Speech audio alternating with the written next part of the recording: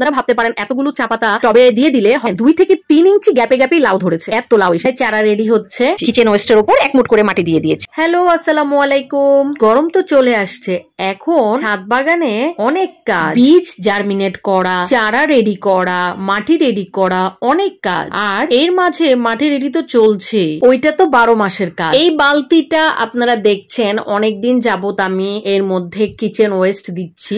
তো আমি এটার মধ্যে হচ্ছে প্রতিদিন কিচেন ওয়েস্ট দেই অনেকগুলা করে, আর সাথে 1 মুঠ করে মাটি ছিটিয়ে দিই। এইভাবেই আমি বালতিটা প্রায় ভরে ফেলেছি। আজকে আরো কিছু কিচেন ওয়েস্ট দিয়ে দিলাম। সবজির খোসাগুলো ভালো মতো চেপে চেপে দিব।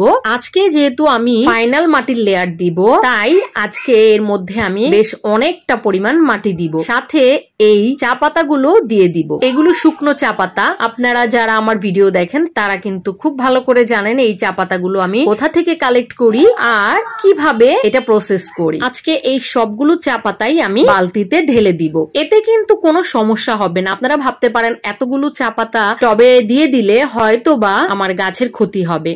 না, এটা যেমন আমার জৈব সারের কাজ করবে, সাথে আমার মাটিও অনেক হালকা করবে। মাটিটা খুব ঝুরঝুরে হবে। আর আমাদের ছাদ বাগানে তো এমনিই মাটির সমস্যা।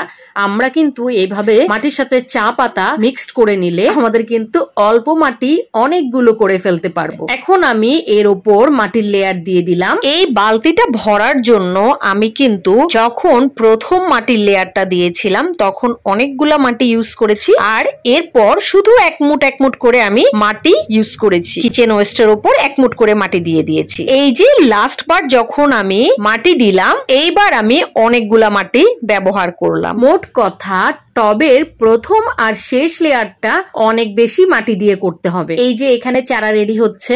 এখন চলে আসলাম সরিষা খোল ভেজানো পানি গাছে দেওয়ার জন্য। আজকে আমি গাছে কিছুটা সরিষা খোল ভেজানো পানি দিব, যেহেতু আমার গাছে অনেক বেশি লাউ এসেছে। তো এগুলো দ্রুত বড় করার জন্য আমাকে বেশি বেশি খাবার দিতে হবে, তাই আমি আজকে সরিষা খোলের পানিটা গাছে দিয়ে দিব। খোল ভেজানো পানিটা পাতলা করে নিলাম যাতে গাছে কোনো সমস্যা না হয়, গাছ যাতে খাবারটা ভালো মতো গ্রহণ করতে পারে। দেখুন কতটা পাতলা। এভাবে দিলে গাছের গোড়ায় কখনোই পচন ধরবে না, আর গাছটাও কিন্তু খাবারটা গ্রহণ করতে পারবে। এই যে এই টবগুলোতে আমার লাউ গাছ আছে, আমি এখানে খোল ভেজানো পানি পরিমাণ মতো দিয়ে দিচ্ছি।